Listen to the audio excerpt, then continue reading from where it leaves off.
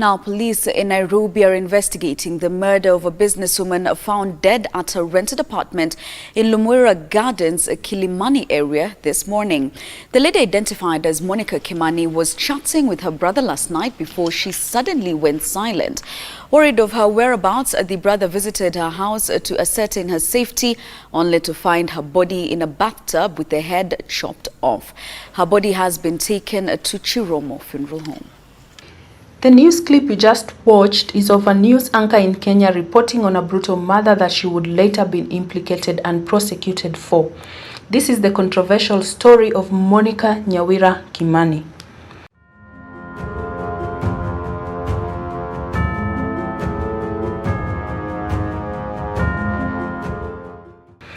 On the afternoon of 20th September 2018, George Kimani frantically searched for the caretaker at Lamurai Apartments in Kilimani Estate, one of Nairobi's affluent neighborhoods.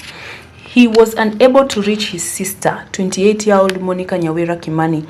He had last talked to her at around 5 p.m. the previous day when she landed at the Jomo Kenyatta International Airport from South Sudan. She had a flight to Dubai on the 20th of September at 5 p.m. for holiday, but she had stopped responding to his texts and calls. The caretaker, unable to find his spare keys, broke down the door of the apartment number 8 on the first floor of Lamurai Gardens apartment in Kilimani.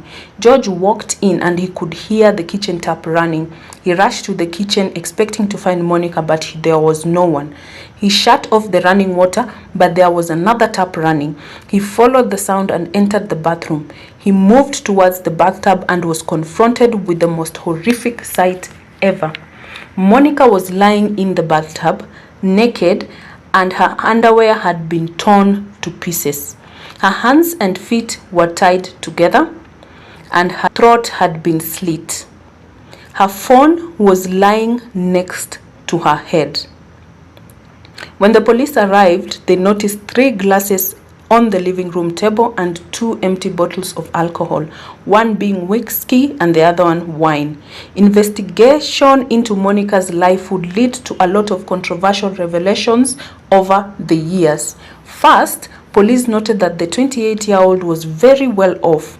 She owned 3 vehicles, a Range Rover Sport, a Lexus, and a BMW X5. She had also bought her mother a Subaru Outback and her father an Audi QT. These cars were all valued at 23.4 million Kenyan shillings. She also had high-end properties in Ruaka and Imaradaima and bought land in Joska along Kangundo Road. She also paid an annual rent of a little over 3 million Kenyan shillings for her apartment at Lamurai Gardens. So who was Monica Kimani? She was born on October 10, 1990 in Olkalau General Hospital, Nyandarua County, to Paul Ngarama and Miriam Kimani. Monica was the firstborn and the only girl, and so her parents really cherished and loved her. Her father described her as a sweet, charming, sharp and beautiful girl, and she was the apple of her father's eye. Monica went to university to study international relations and graduated in 2012. In 2013, she joined her father in South Sudan, where he had established branches of the Rebuilding Apostolic Faith Mission Church and was now a bishop. Monica's father had first moved to South Sudan in 2007 and started selling newspapers to the Kenyans living and working in South Sudan. He had later started a courier business between Kenya and South Sudan, again serving the Kenyans there by ferrying much needed goods between the two countries. In his time in South Sudan, he had befriended a retired lieutenant colonel and then governor of Rumbek, that is Mr. Daniel Awet Akot. Mr. Awet was one of the 11 alternate members of the South Sudan People's Liberation Army Political Military High Command. Now, the following is unverified information that was denied by both Mr. Awet and Monica's family. However, I feel that this information is important when it comes to solving Monica's murder. It is alleged that Monica's father introduced his daughter to the then governor, Mr. Awet Akot, and she started working with him. Monica and the governor grew closer and closer, and when her father established a company known as Millipol General Trading Limited, Monica would take over her father's cleaning business, and with the help of Mr. Akot, she would win huge cleaning tenders in South Sudan. She would further venture into interior design under the same trading name and would also start a beauty products business. It is alleged that at some point, Monica started laundering money through this business. She would at first launder money for Mr. Awet by carrying large sums of money across the Kenya-South Sudan border. Mr. Awet would use his influence to ensure that she wasn't stopped and searched at customs, and Monica would then bank the money that was always in dollars into Mr. Awet's account here in Kenya. Monica would then get a commission for every complete transit she made. It is further alleged that she started laundering money for other South Sudanese politicians as well, and as a result, she lived a very lavish lifestyle. I repeat, this was an allegation, it was not proved, and her family completely denied the same. On 19 September 2018, Monica arrived from South Sudan allegedly carrying a lot of money and proceeded to her house. She spoke to her brother when in the taxi and informed that she would be traveling to Dubai the next day for holiday. She would later on go silent at around 11 p.m. until the next day, 20th of September, which prompted her brother to come looking for her. It is important to note that Monica's brother and family confirmed that she had been living with her boyfriend Yasim Mohammed in her apartment at Lamurai Gardens. It is not clear, and neither was it confirmed, if the boyfriend was in the apartment on the night of September 19th when Monica was murdered. On to other news. And slain businesswoman Monica Kimani lived with a man at her Lamuri apartment, where she was discovered dead shortly after jetting into the country from South Sudan. Now, the details emerged when 4 witnesses, including a gardener, a caretaker, a delivery official, and co-accused Jackie Maribe's friend, testified before Justice James Wakiaga. Nevertheless, police arrested one Joseph Irungu alias Joey on 25 September 2018, and a few days later arrested Jackie Wanjiru Maribe, his fiancé, and the news anchor who had actually announced the murder of Monica Kimani. The news of the arrest was a shock to the Kenyan people and was one of the biggest scandals in 2018, especially because of Jackie's prominence. So who is Joseph Irungu? At 28 years old at the time, Joey was born into a Christian family as the second of 4 kids. He was born and raised in Nakuru County and was an active member of the church, even singing in the children's and youth choir. At some point after university, it is reported that he worked for at least 2 military contract companies in Afghanistan and Iraq. The companies mentioned in the Daily Nation newspaper of 3rd October 2018 include KBR, a US deconstruction and private security firm, and Ogara Group. His background and experience with employing tactical measures may have pitched him as a prime suspect in the murder, as it was seen as if he had the ability to commit such a heinous act. At the time of his arrest, he was engaged to Jackie Maribe, who was born on 18th of December 1989 and raised in Buruburu Estate in Nairobi. Maribe studied at State House Girls High School before attending the University of Nairobi for journalism. At the time of the murder, she worked for a prominent TV station, Citizen TV, and was engaged to Irungu to be married. It is important to note that at this point in Joey's life, he had come back to the country and was jobless. He intended to incorporate a security company but was unemployed, and in the meantime lived with Jackie Maribe.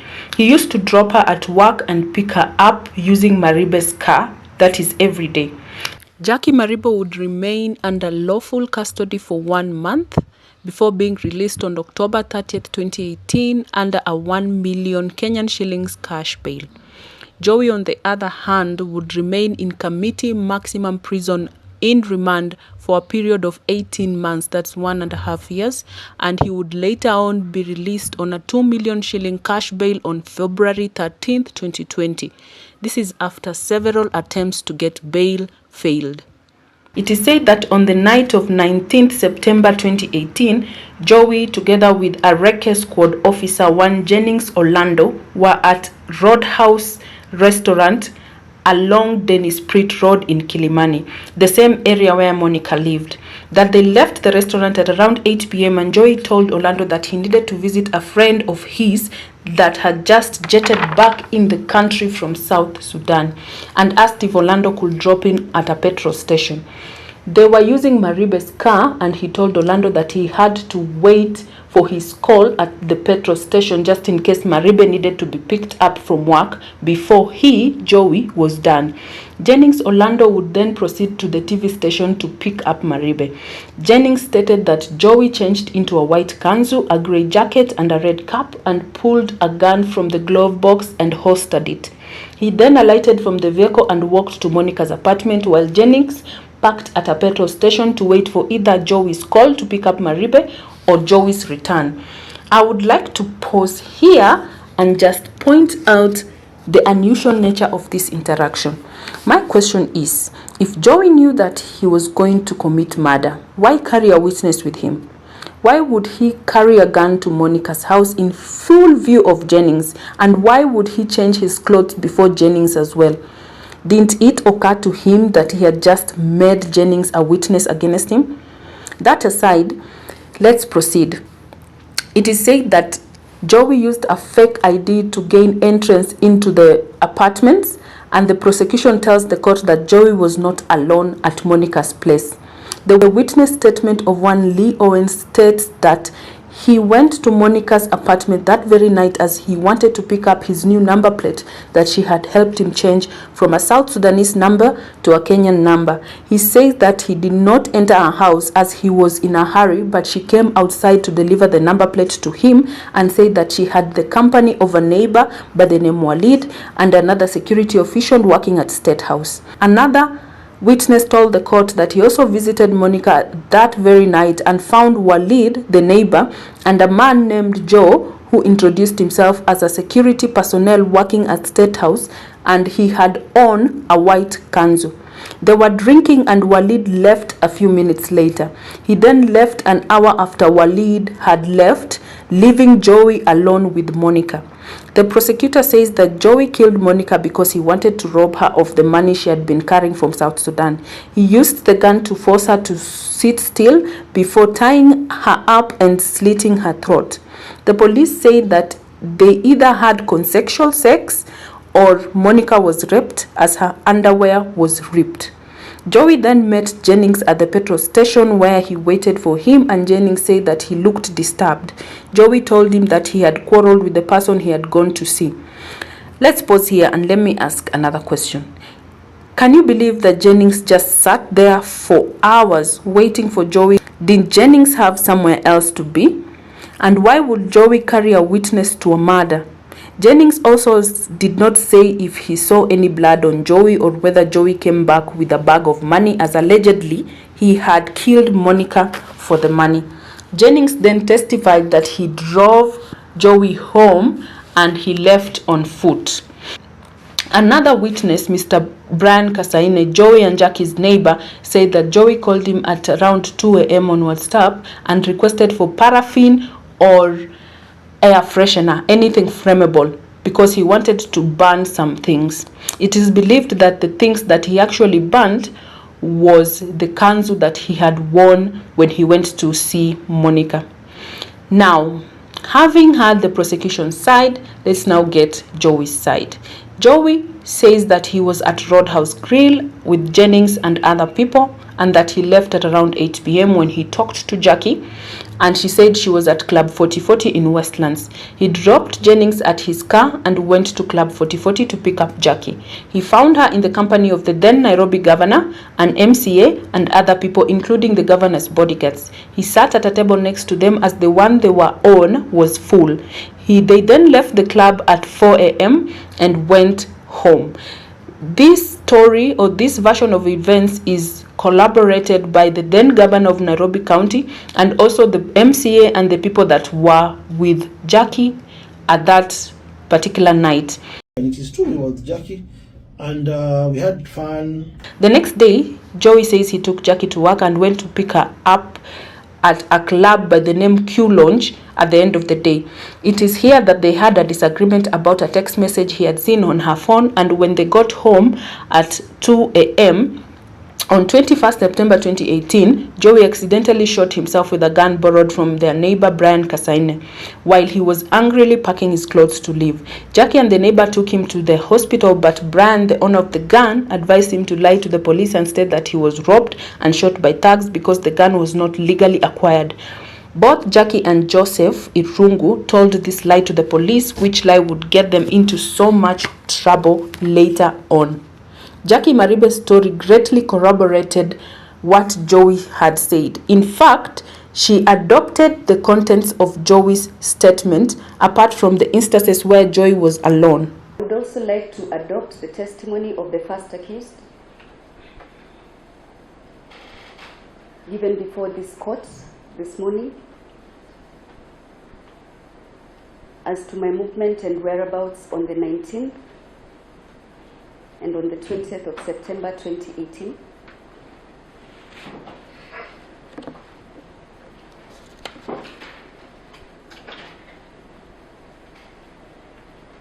And as to the use of my motor vehicle, KCA 031E.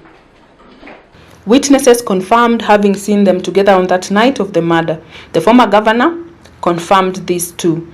Jackie Maribe was entangled in this murder because she let her car be used by her fiancé Joey Irungu. The police considered her as an accomplice and indicated that she, together with the first accused, planned to kill Monica.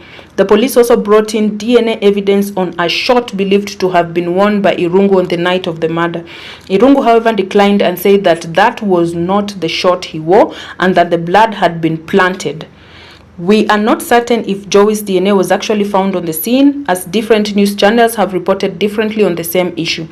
Joey's lawyer called to question the fact that investigators found an unknown male's DNA on the tape that bound Monica's mouth and the straps that bound her hands and feet. This showed that someone else might have actually committed the murder and not Joey. Now, the white straps used to tie the hands of slain businesswoman Monica Kimani had the DNA of an unknown male profile. The government analyst Joseph Kagunda revealed that the profile was different from DNA profile of a Tusker can found in Monica Kimani's house, which also was of an unknown male origin. The government analyst further told the court that no item collected in Maribe's car matched Monica's DNA and that none of the items recovered from Monica's house had Joey's DNA. Moving on, the doctor who conducted the DNA tests in Monica Kimani murder probe was this morning cross-examined after results linked Joseph Irungu to the crime scene. The trial that began in June this year has seen 3 witnesses take to the stand. Monica Kimani was found murdered in September last year and her body discovered at an apartment in Nairobi's Kilimani area. To add on to this, no money was ever found in Monica's apartment, and the head of security at JKIA indicated that they did not check Monica's bag and therefore could not tell if she was carrying a large sum of money or not. No money was ever found at the house shared by Jackie and Joey either. This means that there was no motive established. The murder weapon was also never found, and therefore there was no DNA to link Joey to the murder. Defense counsel also questioned why the police did not question Monica's boyfriend Yasin or take DNA samples from him. It is important to note that Yasin, despite intending to marry Monica, did not attend her burial and cut off all communication with her family the moment she died. Additionally, it was brought to the attention of the court that earlier produced evidence on the location of Joey's phone was wrong. Fresh evidence was adduced as follows. And give you some other updates. And the murder trial of Joseph Irungu, also known as Joey, took a new twist today after a police officer attached to the case testified that there were inconsistencies in the phone numbers connected to the case. Jonathan Limo, a DCI officer attached to Safaricom, told the court that out of the 7 numbers attached to the case, only 4 were connected to the case. The 4 numbers were found to belong to Joseph Irungu, Jackie Maribe, Ahmed Mustafa, and the deceased businesswoman Monica Kimani. The investigating officer gave details on the 4 phone numbers, their location, as well as incoming and outgoing phone calls. More details continue to come up in the ongoing murder trial of businesswoman Monica Kimani. Joseph Irungu. Jonathan Limo, an investigating officer attached to the DCI, told the court today that out of the 7 phone numbers given to him in the investigation, only 4 were linked to the case. The investigating officer found inconsistencies in previously submitted evidence before the court on phone locations as well as incoming and outgoing calls. According to police reports, Joseph Irungu's number was around Dennis Pritt Road on the 19th of September 2018. But today, the court heard that on this very same day, at 9:19 p.m., Joey's phone was traced in Kileleshwa. At 11:54 p.m., Joey's number was traced at Nairobi Gospel of God Church, Valley Road. The phone was later traced at Langata Royal Park Estate and then Langata DOD. On the 20th of September 2018, Joey's number was traced at National Housing Corporation in Madaraka. On the 23rd of September 2018, at 6:57 p.m., Joey's number was located at Kijabe Hospital. On the 24th of September 2018, Joey Irungu's number was traced from Kijabe Hospital to Gitaru and back to Langata Royal Park Estate. The investigating officer told the judge Grayson Zioka, who is presiding over the trial, that no calls were made from the deceased's phone from the 19th of September 2018 from 11 p.m. Investigations show that the deceased had last communicated with Joseph Irungu on the 1st of September from Dennis Pritt Road. The investigating officer told the court that from the 19th of September, only messages were sent from and received by Joey, and it was not clear who they were from or who he sent them to. Lillian Muli, Citizen TV. Therefore, friends, with all this in mind, do you think Joey killed Monica?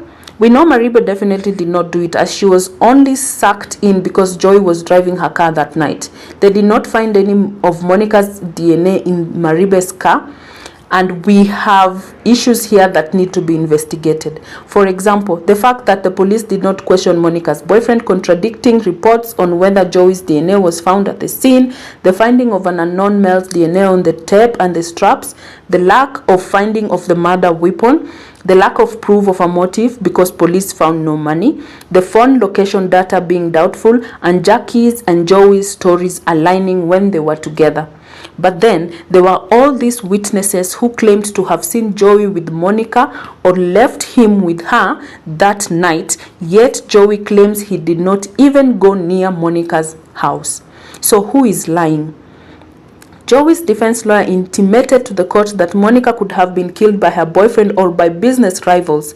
Remember when I told you she won huge cleaning tenders in South Sudan with the help of Mr. Awet? Maybe it was a jealous business rival, he said. Monica Kimani was laid to rest on the 28th of September 2018 in a sad but beautiful last ceremony. She was planning a big birthday party in October to celebrate her 28th year but never lived to see it. Her heartbroken family described her as the light of their family that had been snuffed out and called for justice. Later, at an interview, her brother said that he still has nightmares about that day when he found her in the bathtub, and says that at one time in the supermarket, an attendant wrapped goods he had bought in a newspaper with his sister's face and handed them to him. He says he was very triggered and stressed and unwrapped the package, then disposed the newspaper immediately. His mother also fell into depression, and the family closed down their business in South Sudan a year after Monica's death. Joey and Maribe's relationship, on the other hand, did not survive. The couple broke up even before hearing of the case began. Joey, being out on bail, is now married to someone else, while Maribe resigned from her news anchoring job, saying that she would not continue to work with the very same people who reported falsehoods about her. And we expect a judgment on the 15th of December 2023. I will make sure to give you an update then. Friends, my job is to investigate, research, and give you the facts. And these are the facts. It is not clear whether Joey is guilty, as there is doubt. Please tell me what you think and be sure to subscribe if you haven't already.